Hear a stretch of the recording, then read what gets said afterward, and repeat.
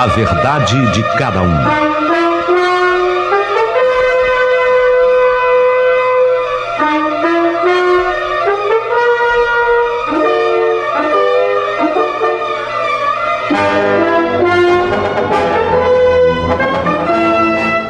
Meu querido amigo Paulinho Boa Pessoa, o meu nome é Graciela. Eu nasci a 22 de março de 1949, num país lindo, maravilhoso, chamado Argentina. E hoje eu quero te contar um pouco da minha verdadeira história de vida. Se preparem, fiquem atentos, porque o meu relato é cheio de fatos e todos muito importantes para se compreender tudo o que vai acontecer. Eu vou precisar que vocês prestem bastante atenção. Então começou. Olha, eu, Graciela, até os meus 16 anos eu fui uma garota que se podia dizer linda. Eu era linda, de causar inveja. Eu vivia sendo cortejada pelos mais belos rapazes da época na Argentina. Desde a minha mocidade, eu vivia uma vida espetacular como estudante e como boa adolescente. Mas aos 16 anos, surgiu o que eu sinceramente não esperava e não desejo a ninguém.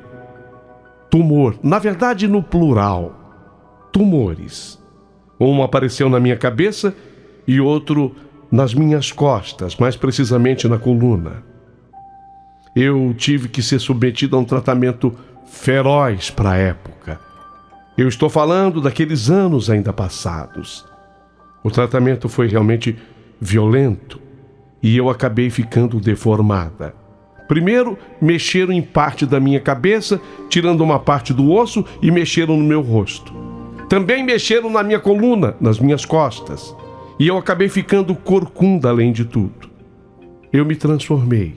Daquela menina linda, daquela menina bela que eu era, de repente eu me transformei numa coisa completamente diferente. Dizem que até assustadora.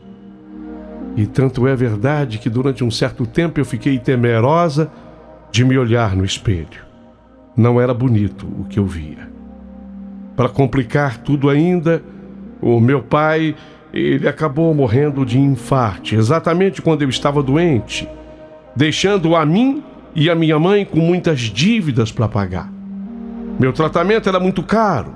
O médico havia dito que eu tinha mais uns 3 meses de vida, no máximo, e que estava sendo tudo em vão o dinheiro que a mamãe gastava com tantas coisas melhores. Então, a minha mãe, que era uma mulher bonita ainda, quando viúva, era muito cobiçada pelos burgueses da época. E ela acabou ficando enamorada de um bancário lá na Argentina, que também era viúvo, com filhos, e acabou se casando com ele. Então a minha mãe me esqueceu. Eu doente, com aquelas deformidades, depois daquelas cirurgias, no meu estado de aparência que causava medo nas pessoas, aflição até. Então a minha mãe, com a influência desse bancário, acabou me colocando em um hospital que não era exatamente para tratar minha doença. Era um hospício. E para quem não sabe, o hospício é um hospital para loucos. Era ali que eu deveria ser cuidada. Foi uma transformação muito grande na minha vida. Bem antes de eu ter essa doença, ainda jovem, 14 anos eu tinha, havia aparecido um homem na minha vida. Lindo, Germán. Germán, ele me conheceu, eu tinha 14 anos. Ele era 7 anos mais velho que eu. Ele me pediu em namoro. Corria nessa época o ano de 63. Não era incomum haver essa diferença de idade entre rapazes e moças. E normalmente os casamentos aconteciam cedo. Eu gostei do Germán. Eu gostei dele. E ele foi então conversar com os meus pais e pedir a minha mão em namoro. Ele era um bom rapaz e de uma boa família. O pai dele trabalhava no governo federal da Argentina. Meus pais permitiram que o nosso namoro acontecesse. E quando foi na minha festa de 15 anos, Germã pediu a minha mão em casamento. Estava tudo certo, caminhava tudo bem. Mas, infelizmente, um ano depois, surgiu o que já relatei aqui: a terrível doença. Doença horrorosa. Doença terrível. Ainda assim, ele não desistiu de mim. Todos os dias, ele vinha me ver no hospital. Quando comecei o tratamento, apesar das cirurgias terríveis, ainda assim ele ficou do meu lado. Coisa que a minha mãe já não fazia mais. Meu pai depois viera a falecer. Eu tinha muito medo que o Germã também me esquecesse. E um belo dia, entregaram-me uma carta. Era uma carta dele, Germã, dizendo que ele se mudaria para Portugal. O pai dele havia sido transferido para trabalhar na embaixada da Argentina por lá. Como eu estava internada, sendo submetida a rigorosos tratamentos, além de exames, disseram que Germã teria vindo ao hospital, mas não pôde sequer se despedir de mim. Foi quando ele embarcou com a família rumo a Portugal.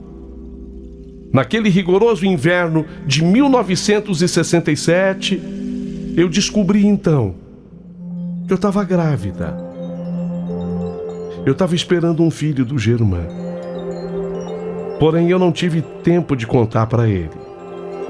Falar sobre a gravidez, porque ele já havia embarcado no navio para Portugal.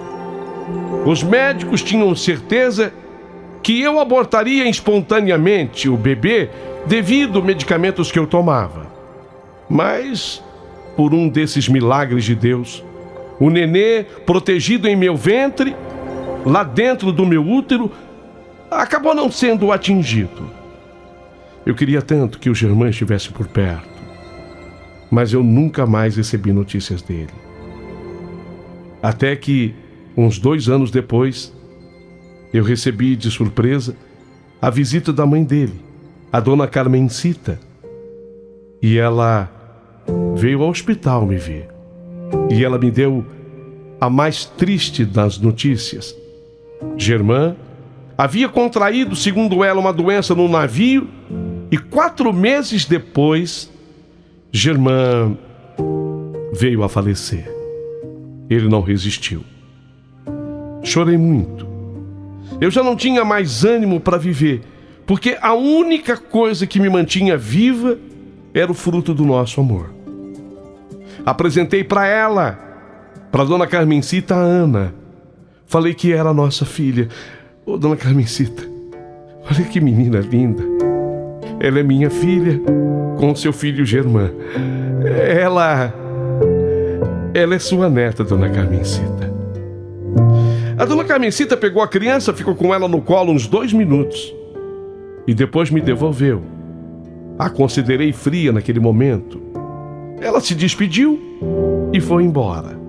Mas a essas alturas, eu estava internada nesse hospital já de doentes mentais. Embora eu tivesse outra doença completamente diferente, mas era ali que eu estava. Ela não deu importância para mim e muito menos para a netinha. Eu achei que eu fosse tocar o coração dela. Não. Infelizmente não, isso não aconteceu.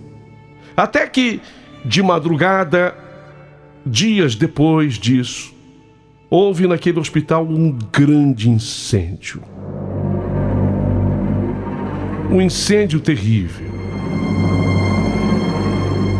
O incêndio tomou conta de todas as dependências do hospital.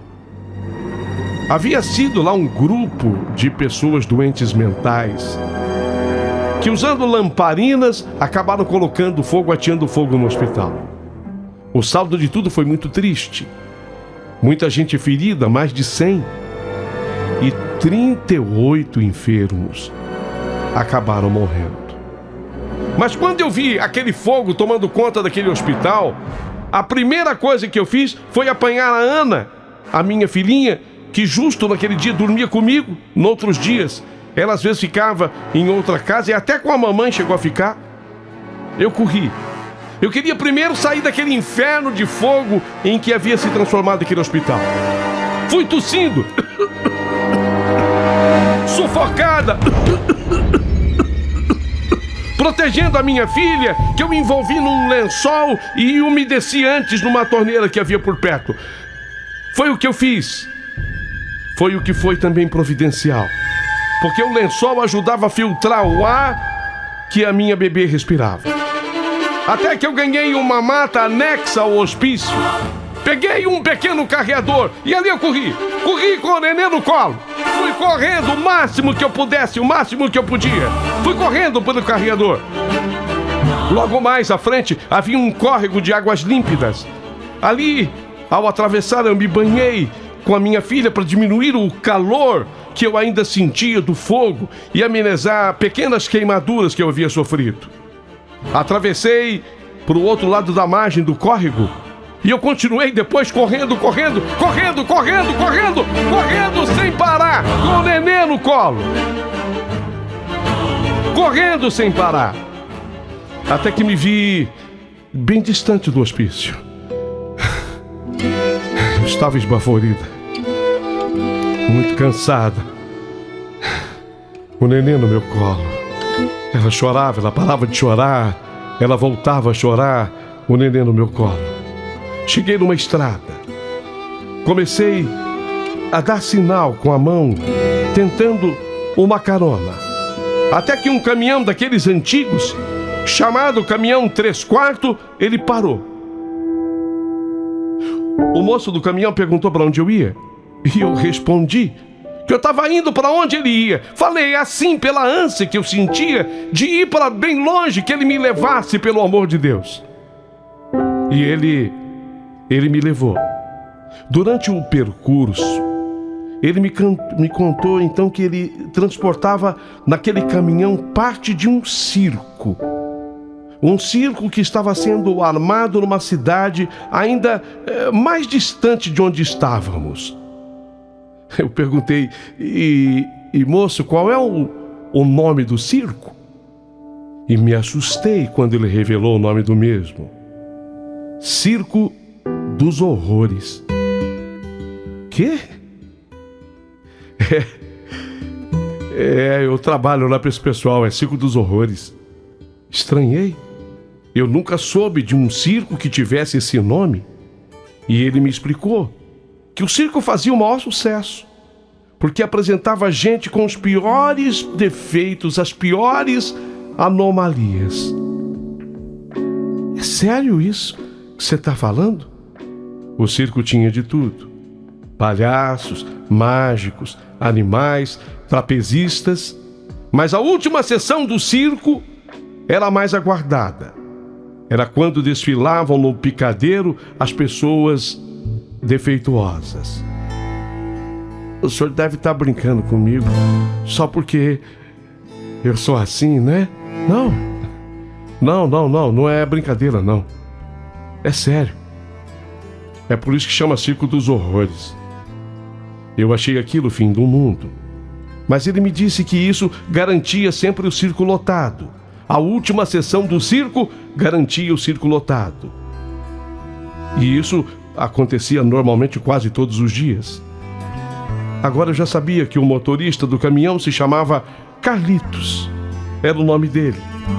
Falei pro Carlitos, durante o percurso, que na verdade, o Carlitos, eu vou ser sincero pra você. Eu tô com essa minha nenê aqui no colo, mas eu não tenho nem pra onde ir.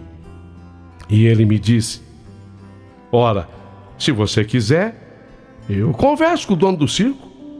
Eu sou primo de 2º grau dele e posso pedir para você ficar morando por lá. Ué, pelo menos por enquanto. Dessa ideia eu gostei. E foi exatamente o que aconteceu. Morales, o dono do Circo dos Horrores, permitiu que eu ficasse. Morales, ele permitiu e ele me disse mais. E isso me aterrorizou. É Graciela, Eu vou colocar você no espetáculo. Não me olhe assim. Não me olhe assim, eu vou colocar. Eu vou colocar você. Graciela. Eu vou colocar você no espetáculo, Graciela. Como assim? Você vai fazer parte do desfile final. Esse defeito que você tem nas costas, essa corcunda. O rosto também tá bem estragado, né?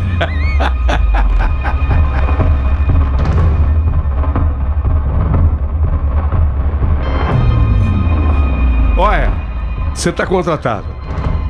Vai ficar na companhia. Minhas anomalias no rosto e nas costas justificavam o convite por parte dele. Poderia ter ido embora naquela hora. Poderia ter pegado a minha filha e ter ido embora naquela hora, mas, diante das circunstâncias, eu aceitei. Tem um momento na vida da gente que aceitamos qualquer coisa. Aquele foi um desses instantes. Nada podia ser mais humilhante. Mas eu achava que estava bom. Afinal, ali eu poderia ficar morando com a minha filha. A minha filha era um caso à parte. Ana era uma menina linda. Uma menina de pouco mais de 2 anos. Mas a coisinha mais fofa, a coisinha mais linda desse mundo. Morales, o dono do circo, quando viu a beleza da minha filha, falou para mim: "Ô Graciela, sua filha é linda e não pode ficar no circo dos horrores. Ó, eu tenho um casal amigo, portugueses. Eles são recém-chegados à Argentina. São pessoas boas, prósperas, gente rica. Tô falando pra você que gente rica. Eu vou deixar sua menina na companhia deles, na casa deles. Uma coisa eu garanto pra você. É Ana, né, o nome dela? Sim. Ela vai ser muito bem cuidada lá.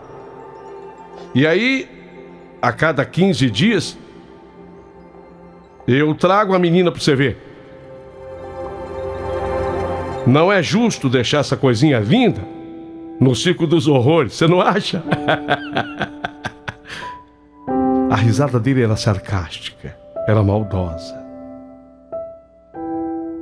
Não sei porquê, mas naquele instante eu acabei concordando com o Morales. Eu achei que ele estava certo. A minha filha merecia coisa melhor. E assim foi feito. Detalhe: ele me deu uma capa preta e um capuz para que eu usasse durante o dia no circo. Ninguém podia me ver fora do espetáculo. Eu, de fato, era uma das atrações. E por que eu fiquei? Tem gente que me pergunta por que eu fiquei. Mas afinal, para onde eu iria? E quem é que me daria um emprego naquela situação? Naquele estado que eu me encontrava? Naquele circo havia muitas pessoas com vários tipos de deficiências e mutações. O mais incrível é que tinha um grande público. E esse grande público se sentia atraído para ver tamanhas abominações. Riam, jogavam sacos de pipoca na gente. Hoje eu contando, tem gente que nem acredita. Mas por ignorância, aquela gente era cruel. Nos tratavam como seres menores, como se não fôssemos humanos, sem menos perceber que éramos pessoas normais como qualquer outra. Porém, éramos especiais e estávamos sendo escravizadas e rejeitadas pela humanidade. Essa é que é a verdade. Meses foram se passando. Morales até ali cumpria a promessa de me trazer Ana para eu ver. Isso durou mais ou menos uns 8 meses. Mas de repente, isso cessou. Parou. Ele não trouxe mais a menina. Eu fui cobrar dele. E ele me disse que eu esperasse um pouco mais, é que o circo tinha se distanciado da casa dos portugueses, nós vivíamos mudando de cidade. Agora você vai ter que esperar um pouco mais, eu vou aumentar o número de dias para você ver, vai. A cada mês tá bom. Mas assim que eu tiver condição, eu trago a menina para você ver. Quem sabe um dia eu te leve até lá para você ver a menina na casa deles. Mas eu teria que esperar mais um pouco. Já não acreditava mais tanto nele nessas alturas, mas tive que aceitar. A essas alturas, pelo menos no circo, eu comia, embora eu dormisse perto dos bichos, dos animais no amontoado. Amontoado de capim. Ali era a minha cama também, onde eu descansava depois de um dia cheio de tarefas e apresentações. Coisa de mais de um mês e o circo entrou no Paraguai. Notei que ficávamos cada vez mais distante da casa dos tais portugueses. E já no Paraguai, eu voltei a cobrar Morales. E ele então me contou a verdade. De falar a verdade, não adianta enrolar mais, né, Graciela? Os portugueses, os que estavam com a tua menina, não se adaptaram à Argentina. Voltaram para a Europa, acho que Espanha, Portugal, não sei direito. Sim. E a Ana, minha filha? Aí que tá. Aí que tá o quê? Eles levaram a menina junto.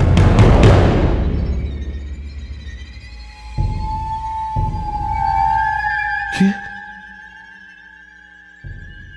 O que você acabou de escutar? Levaram tua filha junto. Foi melhor pra você. Foi melhor pra você. E melhor ainda pra ela. Se acalme. Se acalme porque tudo vai dar certo. Eu não preciso contar aqui o que eu senti naquela hora. Mas vocês saberão de tudo o que eu passei daquele momento pra frente. O segundo capítulo da minha história.